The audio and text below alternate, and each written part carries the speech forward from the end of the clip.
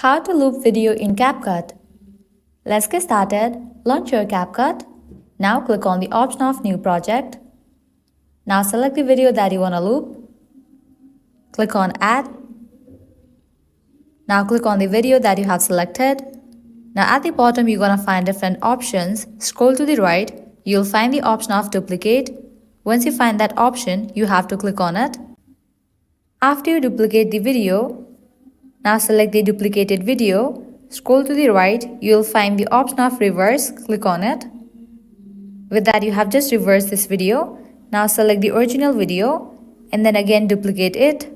Scroll to the right and head towards the option of duplicate. Once you find it, click on it. Place the reverse video at the middle in this way. Set the original video at the very first and set the duplicated video at the very end. And set the reverse video at the middle. And then you can play the video. And this is how your looped video looks like. Well, this is how you can easily loop video in CapCut. By applying the same process, you are able to loop any video in CapCut.